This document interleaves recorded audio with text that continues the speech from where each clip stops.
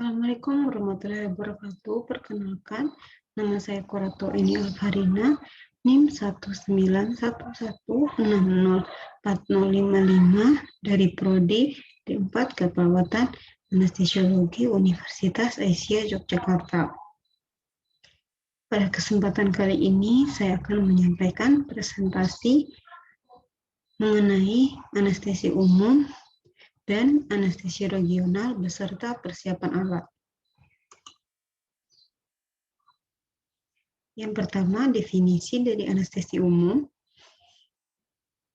Anestesi umum adalah anestesi yang menggunakan kombinasi obat-obatan yang membuat pasien dalam kondisi tidak sadar atau tertidur sebelum dilaksanakan prosedur operasi atau prosedur medis lainnya sehingga pasien tidak merasakan nyeri. Anestesi umum adalah teknik anestesi melalui 5 agen utama anestesi, yaitu intravena, sedatif intravena, narkotika sintetik, obat blok neuromuskular, ataupun gas inhalasi secara total. Adapun tujuan dari anestesi umum yaitu untuk membuat pasien tidak sadar selama operasi berlangsung dan biasanya digunakan pada operasi besar seperti operasi open heart, operasi kepala, atau transplantasi organ. Untuk indikasi dari anestesi umum, yang pertama yaitu pasien yang menjalani prosedur bedah yang membutuhkan relaksasi mendalam untuk jangka waktu yang lama. Yang kedua, pembedahan yang tidak dapat dibius secara adekuat dengan anestesi lokal atau regional. Yang ketiga, operasi yang kemungkinan akan menyebabkan kehilangan darah yang signifikan atau mengganggu pernapasan. Yang keempat, pasien tidak kooperatif. Yang kelima, yaitu obat-obatan relaksasi yang dalam biasanya menyebabkan depresi pernapasan sehingga harus diberikan general anestesi. Yang selanjutnya yaitu kontraindikasi anestesi umum. Pasien dengan gangguan fungsi jantung, paru-paru, dan status kehamilan yang harus distabilkan kondisinya sebelum operasi jika memungkinkan. Seperti contoh, pasien dengan angina pectoris tidak stabil harus menjalani kateterisasi jantung sebelum dilakukan anestesi regional dan operasi elektif. Adapun persiapan alat untuk anestesi umum yang pertama yaitu mesin anestesi yang terdiri dari gas supply, katup reduksi, vaporizer, flowmeter, dan sirkuit pernapasan.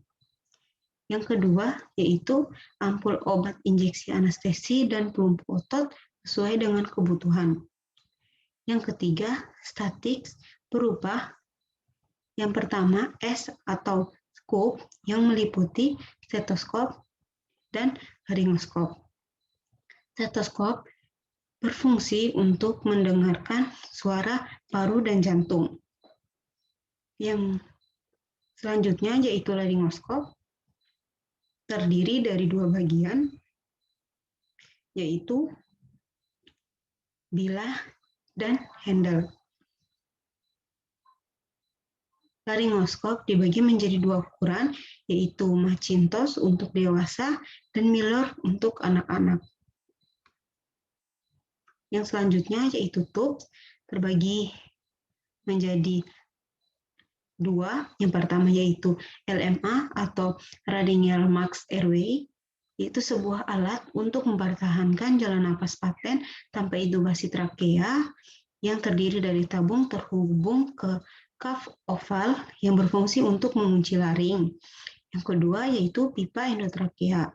Pemasangan pipa endotrakea tube adalah untuk memasukkan pipa jalan nafas buatan ke dalam trakea melalui mulut. berfungsi untuk membebaskan jalan nafas dan memberikan pernapasan mekanis dengan ventilator. Yang selanjutnya yaitu airway terdiri dari OPA dan NPA. Pemasangan oropharyngeal tube adalah suatu tindakan pemenuhan kebutuhan oksigen dan dengan pembebasan jalan nafas melalui pernapasan oropharyngeal tube melalui rongga mulut ke dalam faring. Bertujuan untuk membebaskan jalan nafas, mencegah lidah jatuh atau melekat pada dinding posterior faring, serta memudahkan penghisapan lendir. Yang selanjutnya yaitu tab atau plaster, berfungsi untuk memfiksasi pipa trakea setelah tindakan intubasi agar tidak terdorong atau tercabut. Yang selanjutnya yaitu introducer, digunakan untuk mengatur kelengkungan pipa endotrakeal sebagai alat bantu saat insersi pipa. Forceps intubasi atau magil digunakan untuk memanipulasi pipa endotrakeal nasal atau pipa nasogastrik melalui orofaring.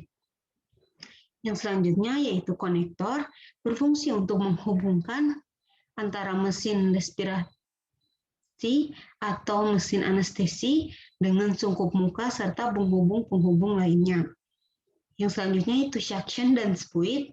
Suction atau penghisap merupakan alat untuk mempertahankan jalan napas sehingga memungkinkan terjadinya proses pertukaran gas yang adekuat dengan cara mengeluarkan sekret pada klien yang tidak dapat mengeluarkan sekretnya secara sendiri.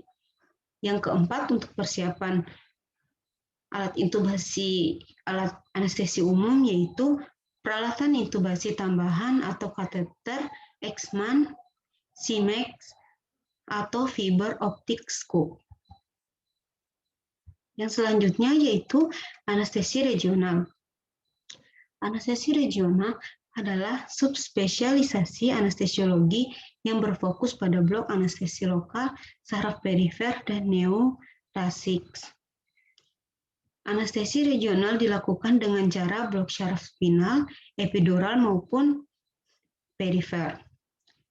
Anestesi regional berkaitan erat dengan anestesi bedah dengan contoh penerapan di blok plexus sederhana untuk operasi ringan dengan rawat jalan. Blok saraf femoralis untuk operasi total knee replacement dan blok epidural thoraxis pada operasi kolon. Tujuan dari anestesi regional yaitu yang pertama, menghindari komplikasi anestesi umum seperti trauma di area bibir, gigi, orofaring, dan pita suara. Seperti bronkospasme, aspirasi, prolonged sedation. Yang kedua, lebih aman karena tidak memerlukan peralatan anestesi yang rumit. Yang ketiga, mengurangi mual dan muntah pasca operasi. Yang keempat, mengurangi sedasi post-operasi, yaitu menurunkan konfusi pada lansia. Yang kelima, kateter infus pada anestesi dapat dilanjutkan hingga beberapa hari periode pasca operasi. Yang keenam, periode pemulihan fisik lebih cepat sehingga kos rumah sakit dapat diminimalisir. Yang ketujuh, pada jenis blok regional subarachnoid menyebabkan penurunan trombosis vena sehingga akan meminimalisir kehilangan darah dan kekurangan respons stres bedah. Adapun kontraindikasi dari regional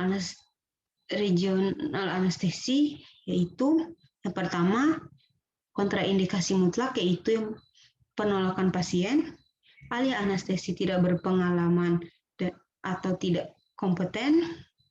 Yang selanjutnya, gangguan koagulasi mayor dan pasien harus mengkonsumsi antikoagulan. Yang terakhir yaitu infeksi di tempat pemasangan jarum.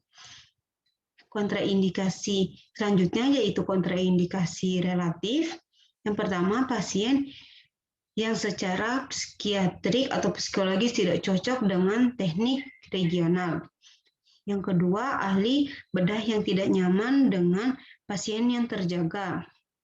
Yang ketiga, pasien shock hipovolemik berat. Yang keempat, pasien dengan penyakit pneurologis.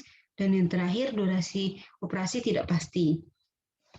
Adapun persiapan alatnya, yaitu yang pertama, meja mayo, spuit 3 cc atau 5 cc, jarum spinal jika menggunakan injeksi spinal atau sesuai dengan kebutuhan. Yang keempat yaitu injeksi. Yang kelima alkohol swab. Yang keenam handgun steril. Yang ketujuh duk steril. Dan yang terakhir ampul obat injeksi seperti lidokain, klorheksidin, glukonat, midazolam, dan fentanyl.